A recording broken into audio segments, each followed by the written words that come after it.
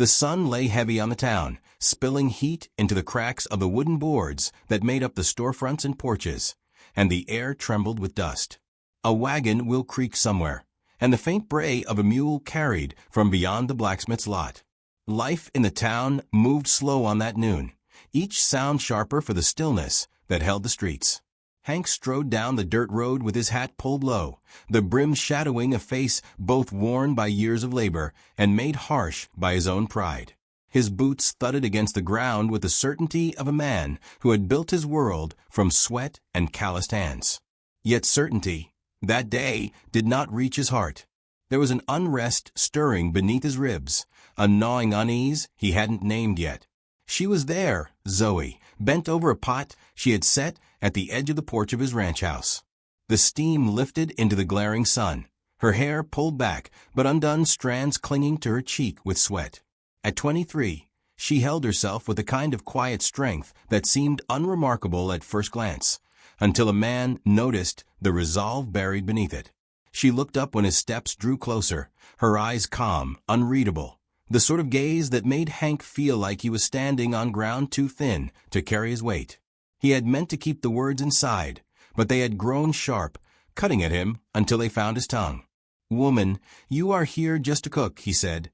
The words thrown hard meant a distance, meant to keep her in a place that wouldn't unsettle him. His voice carried across the yard, flat and heavy as iron.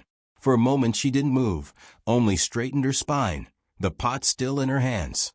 Then she turned the slightest bit, and the light caught her arm, where her sleeve slipped back. The bruise was there, yellow and blue and cruel, drawn into her skin by a past he did not yet know.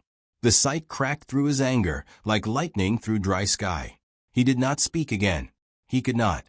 The words he had flung just moments ago echoed back at him, hollow, shameful, wrong.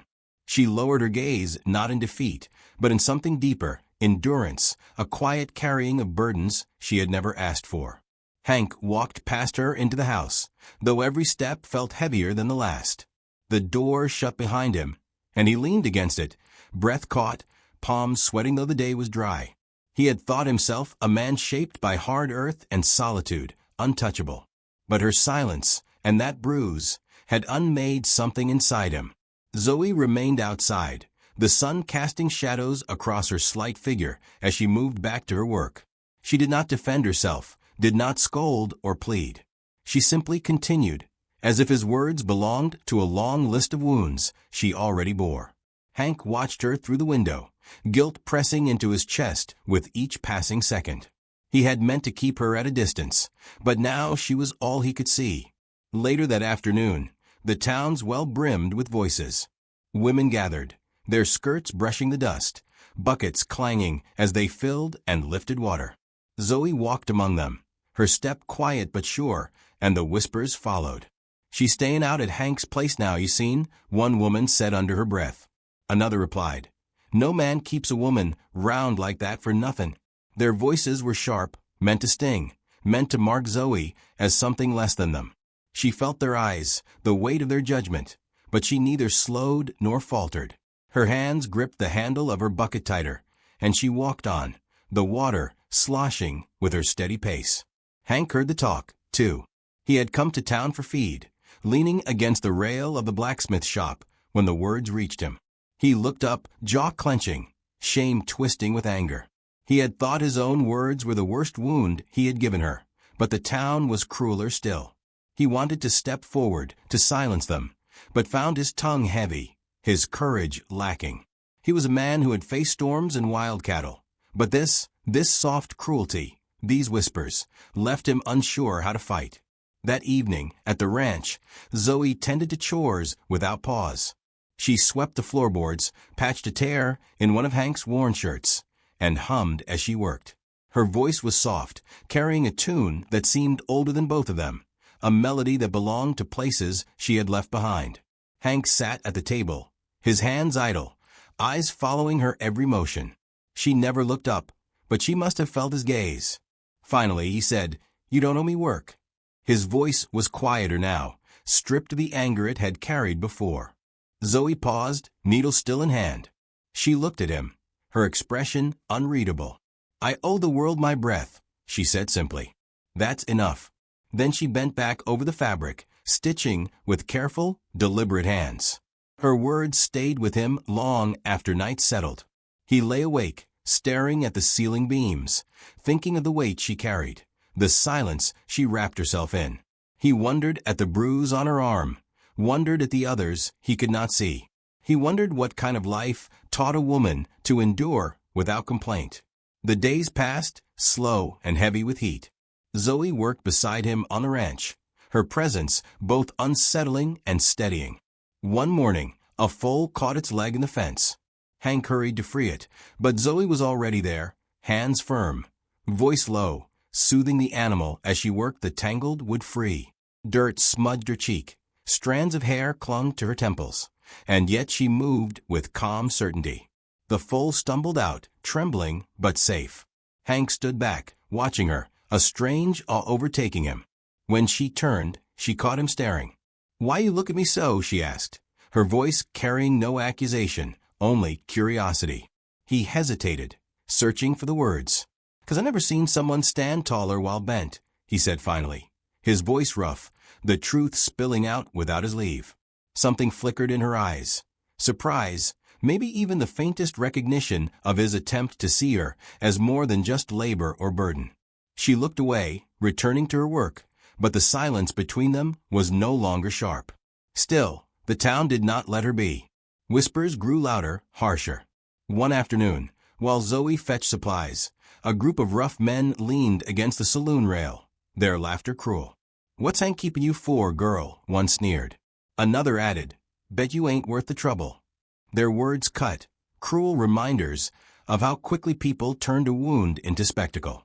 Zoe stiffened but kept walking, her chin lifted, dignity her only shield. Hank, arriving just in time, saw the scene unfold. He stepped between her and the men, his voice low, steady, but edged with steel. "You've said enough." The men backed down, muttering, but the moment lingered. Zoe looked at him then, truly looked, and in his face she saw something different, not pity, not anger, but loyalty. For the first time, the walls around her heart shifted, just slightly. That night, they sat under the oak tree near the ranch. The day's heat had softened into evening, cicadas humming in the tall grass. They shared bread, the silence between them comfortable now. After a while, Zoe spoke, her voice soft. "You think bruises only live on the skin?" she asked. He shook his head. "No, they live deeper. And I reckon mine have never hurt half so much as yours." He hesitated, then added, "I'm sorry for the words I spoke. I thought I was protecting myself, but all I did was break you further." She did not answer right away. She stared into the distance, eyes reflecting the fading light. At last she said, "You can't mend with apologies alone." "I know," he said, his voice steady now. "But I'll spend the rest of my days proving I can stand beside you, not over you." Her silence lingered, but her eyes softened, and in that look he felt a shift, fragile but real. The town gathering came days later, sun high, the heat pressing like judgment. People gathered in the square, voices rising, eyes sharp as ever. Zoe walked among them, her head high, dignity carved into every step, though the whispers chased her still. Hank stood nearby, restless, his heart pounding louder than the cicadas. He had lived too long behind walls, too long with his words locked tight. But now he stepped forward, the crowd parting as he did. "I was wrong," he said, his voice carrying across the square. "Wrong the day I thought you small. Wrong the day I let my shame speak instead of my heart. You're stronger than me, stronger than most men I've ever known. And if the town's got eyes to watch, let them, 'cause I won't hide no more." Gasps rose, whispers sharpened, but Hank paid them no mind. He dropped to one knee, the dust rising around him, and held out a small silver ring, plain but gleaming in the sun. His hand trembled, but his voice was steady. "Zoe, I don't ask to own you. I ask to stand beside you. Will you?" The square fell silent. Zoe's breath caught, her heart thundering. Her hand shook as she lifted it, the bruise still faint upon her skin, yet her strength brighter. She placed her hand in his, her voice barely above a whisper. "If you mean it, then stand with me, not over me. always beside, he promised. And in the daylight, before all eyes, their vow was sealed. The bruise had not disappeared, but neither had her dignity. Together, they stood, unbroken. Later, when the crowd had gone, when the heat softened and shadows stretched long, Hank sat by Zoe, their hands entwined. He spoke softly, almost like a prayer. Some say love comes in fire and thunder, but I seen it grow slow, through shame turn to courage, through silence turn to song. I seen a woman rise, bruised but unbroken, until the world itself bowed, quiet, to her dignity. And if one listened close, it was as though that old voice spoke not just to her, not just to him, but to all who would ever carry a wound. If ever you think yourself too small, it whispered, remember, one gentle act, one steady hand, can turn even the harshest word into a vow worth keeping.